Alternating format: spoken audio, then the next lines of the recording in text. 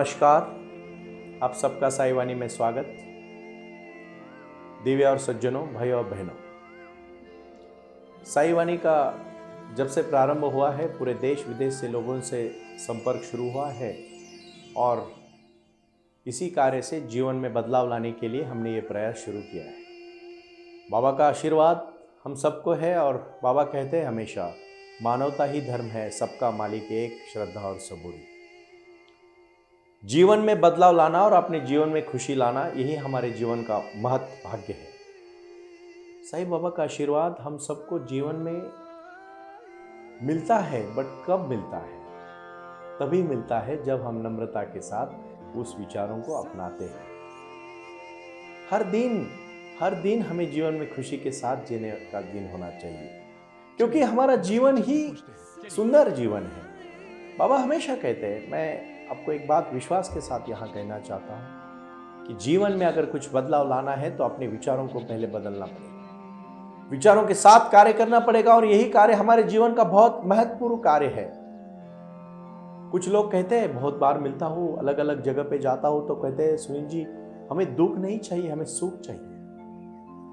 तो मैं छोटी सी कहानी बताना चाहूंगा आपको। एक हसन नाम का बहुत बड़ा फकीर हुआ, वो अपने शिष्यों को बुलाता था और अलग अलग उदाहरणों के माध्यम से ज्ञान देता था। उन्होंने कुछ शिष्यों को अपने साथ बिठाया और अपने नाव में बैठ के उसको बोला, चलो हमें इस नहर के उस तरफ जाना है, और नहर में बैठ गया। वो खुद था, उसके दो शिष्य थे और उन्होंने बैठना शुरू कर दिया। तो नहर के एक ही चंपू से वो नहर को, मतलब नहर में जब बैठा था तो अपनी नाव को एक ही चंपू से चलाने लगा। तो नाव गोल गोल घूमने लगी।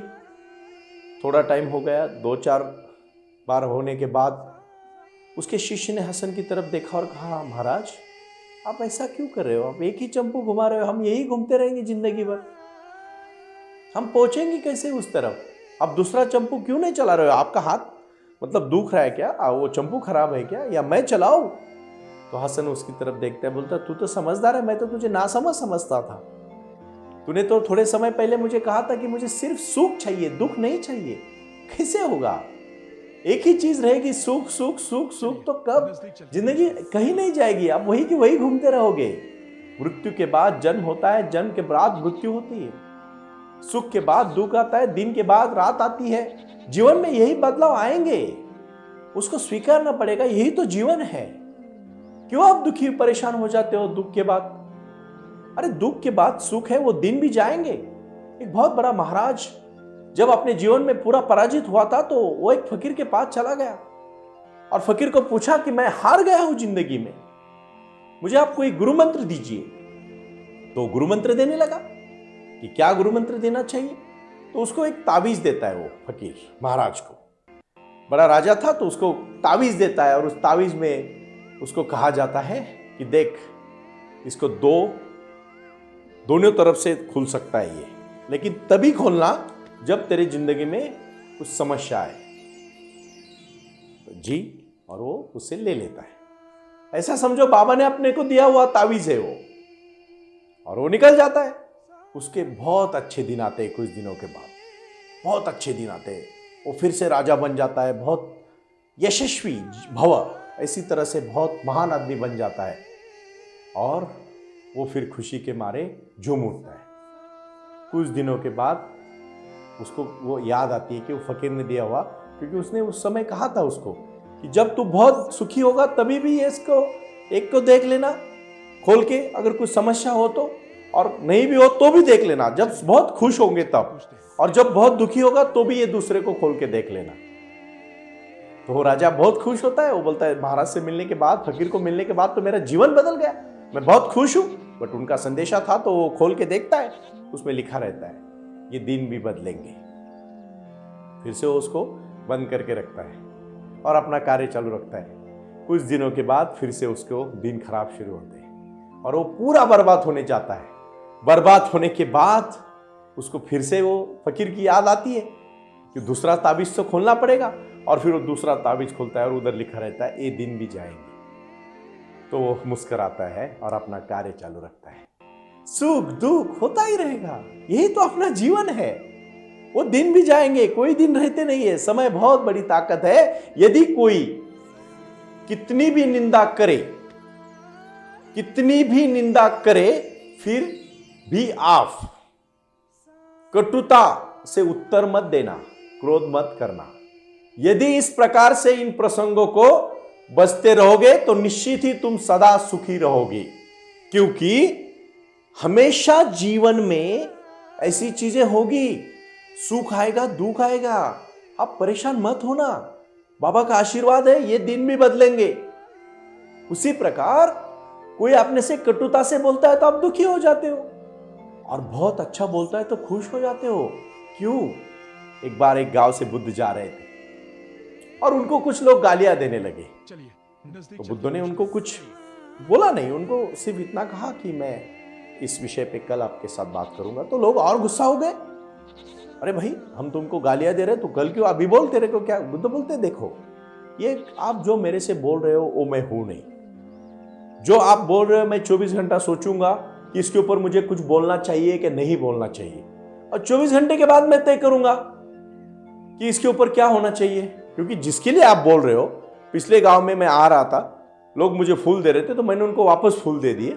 अभी आप मुझे गालियां दे रहे हो तो मैं सोचूंगा अगर मैं उसके लिए पात्र नहीं हूं तो मैं वापस आपको भेज देता हूं। यही तो जीवन है। जो आप दोगे, लोगे नहीं लोगे, आपके ऊपर है। अगर अच्छे संस्कार आप में है, आपके शब्द में, मुंह में अच्छे शब्द है, तो कोई आपको दुखी नहीं करेगा। आपका जीवन बहुत सुंदर जीवन है। उस जीवन के साथ जियोगे तो जीवन में बहुत कुछ पाओगे। दुनिया में नया क्या है? कुछ भी तो नया नहीं है। दुनिया में क्या पुराना है? कुछ भी तो नहीं है। सब कुछ हमेशा से रहा है, हमेशा ही रहेगा। कल का दिन आया है, कल का दिन भी आएगा। इसलिए एक ही शब्द ऐसा है जो कल है, जो बीता हुआ भी कल होता है और आने वाला भी कल होता है। एक ही शब्द ऐसा है कि जिसका दोनों का अर्थ बदलता है, लेकिन शब्द एक ही है। जैसे कल हम कहेंगे कल हम वहां गए थे और कल हम जाने वाले हैं। मतलब समझ लीजिए, काल बहुत बड़ी चीज है। कभी अगर कहीं जीत गए ना तो घमंड मत करना, और कभी हार गए ना तो दुख मत व्यक्त करना। साईं बाबा का यही संदेश है भाई और बहन। उन्होंने अगर उनके बारे में मैंने कहा था बहुत अच्छी तरह से, बहुत पहले कहा था, और वो क्या कहा था कि उनका आशीर्वाद उन्हीं को मिलता है जो नम्रता के साथ बाबा के चरणों में लीन होते हैं, उनके संस्कारों को अपने जीवन में आत्मसात करते हैं और उन्हीं ने बचाए हुए सच्चाई के राह पर चलते हैं। वही लोग वहां पहुंचते हैं जिनमें हिम्मत है। आपकी हिम्मत बहुत बड़ी दाद देती है। पुरानी ऐसी बहुत सारी कहानियां तो है मेरे पास, बट मैं बाबा की एक ही कहानी आपको यहां फिर से दोहराना चाहता हूं। वो कहानी अपने जीवन की कहानी है, वो किसी दूसरे की कहानी नहीं है। मेरी हर कहानी अपनों लिए है, अपने लिए है और अपनों के लिए है। मेरी कहानी कोई मनोरंजन के लिए नहीं है। मैं यहाँ आपके सामने बाबा के विचार रखने जाता हूँ और वो कार्य मेरा कार्य मैं समझता हूँ। मैं इसी विचार को लेके आपको मैं ध्यान सिखाना चाहता हूँ। जब तक आप इस चीज में ध्यान में नहीं जाओगे आप कहीं नहीं पहुंचोगे, पहुंच ही नहीं सकते। आप कैसे पहुंचोगे? मुझे आप एक चीज बताओ, अगर जीवन में आपको कुछ करना है तो कुछ कर गुजरने के लिए मौसम नहीं मन चाहिए, साधन तो जुट जाएंगे, संकल्प का धन चाहिए। तो यही तो कहना है कि मैंने अभी जो कहा है, कुछ कर गुजरने के लिए मौसम नहीं मन चाहिए, साधन तो जुट जाएंगे, संकल्प का धन चाहिए। बहुत सारे लोगों को अपने जीवन में दिशा मिलती नहीं है, और जब दिशा नहीं मिलती है तो वो ऐसे ही चलते रहते हैं, भटकते जाते हैं। मैं फिर से कहूंगा आपको कि वो आए और आकर चले गए, मौन रहे और फिर कुछ कह गए। कुछ था जो बिन बाटे ही बढ़ गया, जल उठे दिए और अंधेरा झट गया। हमारा जीवन का दिया है ना, हमारे कार्य से चलता है। कौन क्या खाता है, कौन क्या पीता है, इससे कोई बड़ा नहीं होता। कौन किसके लिए मरता है ना अपने जीवन में, इसके लिए वो बड़ा होता है। और बड़ा होना मतलब जीवन में एक समाधानी वृत्ति से, भावना से जीना। आपको मैं आखिरी में जब हर एक साईवानी में अभी 5 मिनट में मैं आपसे कुछ साईं बाबा के ध्यान के कुछ प्रयोग करने वाला हूँ। हमारा ये प्रयोग है हमारे जीवन में आगे जाने के लिए, हमारा ये प्रयोग है हमारे जीवन में कुछ करने के लिए, और हमारा ये प्रयोग है हमारे जीवन में हमें एक आदर्श मानव बनने के लिए। मानवता का जन्म और मानवता का धर्म एक ही है कि परोपकार।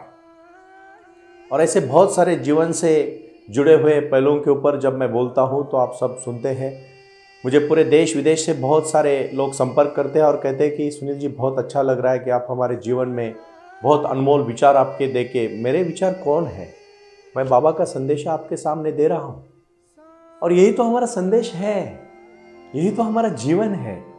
हमें हमारे जीवन में बहुत बड़ा लक्ष्य रखना चाहिए और कभी कभी हमारा यही तो समस्या होती है। हमारे पास सब कुछ होता है लेकिन हम एक भिखारी की तरह जीने का सोचते हैं। क्यों ऐसा करते हैं आप? एक राजा अपने प्रजा में जा रहा था तो जाते जाते उसने देखा है कि उसके राज्य में एक बहुत बड़ा भिखारी आया है। बड़ा इन द सेंस कि वो बहुत नामचीन भिखारी कहते थे लोग उसको, क्योंकि वो भीख मांग मांग के ही जीता था और खुद को अलग अलग जिस्म का इंसान समझता था। तो राजा की उसकी मुलाकात हुई तो राजा ने देखा उसको। वो तो राजा का बचपन का दोस्त था क्योंकि एक ही गुरुकुल में वो पढ़े थे और ये भिखारी बना था और वो राजा बना था। तो राजा को उसको दया आई। राजा ने कहा चल दोस्त मेरे महल में चल। एक दिन उसको लेके जाते हैं और लेके जाने के बाद दिन भर उसको चाय पानी अच्छी तरह से, उसका खान पान, उसका कपड़ा, सब कुछ उसका बहुत अच्छी तरह से करते हैं। वो बहुत अच्छी तरह से खाना खाता है। बहुत दिनों के बाद ऐसा उसको अच्छा खाना मिलता है और उसके बाद सो जाता है। राजा को बहुत दया आती है अपने दोस्त के ऊपर। फिर राजा कहता है मेरे दोस्त के लिए मुझे कुछ करना पड़ेगा और फिर उसके लिए वो अपने तिजोरी से एक हीरा लाके उसके जेब में डाल देता है। और राजा नहीं चाहता कि उसके आत्मसम्मान को ठेस पहुंचे, इसलिए वो बताना नहीं चाहता। दूसरे दिन वो उठ जाता है और अपना सब तैयार होके फिर से खान पान करके राजा से विदा होता है। राजा भी नम आँखों से उसको विदा करता है क्योंकि अपने अपने काम में जाना जरूरी होता है। अपना कार्य है, जीवन में भी अपना कार्य होता है और फिर वो चला जाता है। तो राजा बहुत खुश होता है कि अभी इतना बड़ा मोहरा, इतना बड़ा मौल्यवान हीरा मैंने मेरे दोस्त को दिया है, अभी उसको भीख मांगने की जरूरत नहीं पड़ेगी। और राजा खुश रहता है मन के मन में। 4-5 दिन के बाद जब वो फिर से देखता है तो वो उसका दोस्त फिर से भीख मांगने लगता है। तो राजा देखता है कि ऐसा क्यों हुआ। फिर राजा उसके पास जाता है और कहता है दोस्त तू फिर से भीख मांग रहा है? वो कहता है फिर से? इसका मतलब एक दिन अगर आपने मुझे खान पान दिया, रहने को जगह दिया, और इसका मतलब मेरा जिंदगी का ना थोड़ी मुझे जीने के लिए तो भीख मांगना पड़ेगा। बट राजा कहता है उसको जरूरत क्या है तुझे? अभी तुझे तो मैंने इतना मौल्यवान हीरा दिया है। बोले कहाँ हीरा है? देख तेरे जेब में। और फिर वो जेब में हाथ डालता है तो उसमें से सही में हीरा निकलता है। देखो उसके जेब में हीरा था, उसने देखा ही नहीं। हमारे जीवन में ध्यान का हीरा है हमारे अंदर, हमारे मन के अंदर। हम देखते ही नहीं, हम तो भीख ही मांगते जाते हैं, दूसरों से सुख मांगते हैं हमेशा। पत्नी अपनी पति से मांगना चाहती, पति अपनी पत्नी से मांगना चाहता है, दोस्त अपने दोस्त से मांगना चाहते हैं। एक दूसरे से सुख मांगने में सब जुड़े हैं, अपने अंदर के सुख को कोई नहीं देख रहा है। इसीलिए मुझे फिर से कहना है आपको, कितना तरसोगे सुख के लिए? अंदर का दिया जलाओ भाई और बहनों। एक दिन आपको दूसरों के पास कोई जरूरत नहीं है। हीरा था उसके जेब में बट उसका ध्यान ही उधर नहीं गया। जीवन में हमेशा बाहर देखने से कुछ नहीं होने वाला। कभी ना कभी अंदर भी जाओ, पूरा अंदर भी मत रहो, बाहर और अंदर का मिलाप होना चाहिए। जीवन एक बहुत अच्छी, देखो अब बारिश के दिन शुरू होंगे, बहुत बारिश आएगी तो भी आप बोलोगे यार कितनी बारिश आ रही है। धूप के दिन में आपको लगता है बारिश कब हो जाएगी। बारिश और धूप का जो मिलाप है ना, वही जीवन है। सुख दुख, बाहर अंदर, शांति समाधान। मैं बोल रहा हूं ध्यान करना मतलब 24 घंटा एक जगह पे बैठना नहीं है।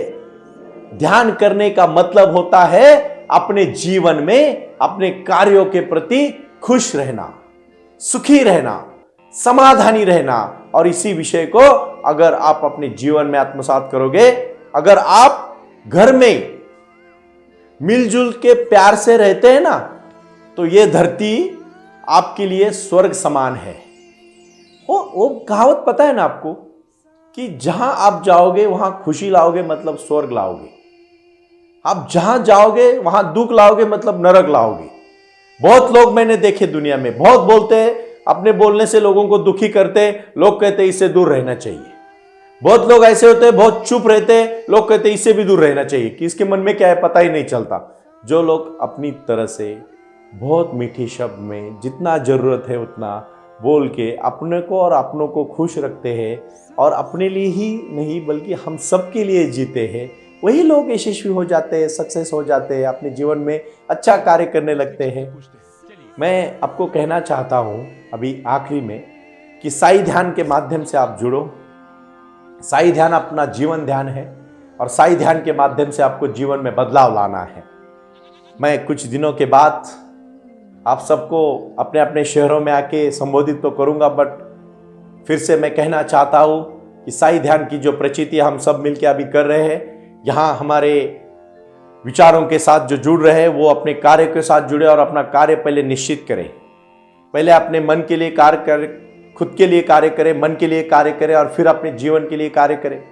अपने समाज में अगर कुछ करना है तो कुछ कर गुजरने के लिए मैं फिर से कहना चाहता हूं, मौसम नहीं मन चाहिए। मन मतलब अंदर का आवाज चाहिए, और फिर साधन तो बहुत आसानी से मिल जाते हैं। बस संकल्प का धन चाहिए, दृढ़ता चाहिए, विचार चाहिए, और यही विचार है साई वाणी के विचार है। ये विचार सिर्फ आपको सुनना नहीं तो अपने जीवन में आत्मसात करना है, और यही करने के बाद आपको अपने जीवन में मंजिल में पहुंचना है। मंजिल तय करो, मंजिल आपको तय करनी पड़ेगी। और ये मंजिल कौन सी मंजिल है, कैसी मंजिल है? अपने को एक बात याद रखनी चाहिए, अगर आपका मन शीतल है तो संसार में आपको कोई दुश्मन नहीं है। अगर आप अपना घमंड है तो वो उतार देने के लिए बहुत सारे लोग उसके ऊपर मतलब टूट पड़ेंगे। क्योंकि आपको एक कहानी छोटी सी मुझे याद आई। वो कहानी है, कौन सी कहानी है? जग में बैरी कोई नहीं जो मन शीतल होए, जग में बैरी कोई नहीं जो मन शीतल होए, यह आपा तो डाल दे, यह आपा तो डाल दे, दया करे सब कोई। मतलब अपने जीवन में सुख शांति और समाधान रखना चाहते हो तो सुख शांति से जियो। जीवन बहुत सुंदर है, शीतलता के साथ जियो, समाधान के साथ जियो, नम्रता के साथ जियो। यही साई का आज का संदेश है। मैं आखिरी में आपको कहना चाहता हूं कि जीवन में अगर बदलाव लाना चाहते हो तो साई ध्यान से जुड़ो। हमारे वेबसाइट के माध्यम से संपर्क करो। हमारे विचारों के साथ जुड़ने के लिए और हमारे कार्यशैली को आत्मसात करने के लिए, अगर अपने जीवन में साई का आशीर्वाद और जीवन में बदलाव लाना चाहते हो तो विचार बहुत बड़ी शक्ति है। मैं बहुत सारे प्रयोगों में जीवन में कार्य करते समय आखिरी में मैं इतना ही कहना चाहता हूं कि साई का आशीर्वाद आप सबके लिए आशीर्वाद है, बट साई बाबा को नम्रता के साथ, लीनता के साथ जुड़ो, उनका आशीर्वाद ले लो और अपने जीवन में बदलाव लाओ। मैं यही कहना चाहता हूं। ओम साई राम, ओम साई राम, ओम साई राम।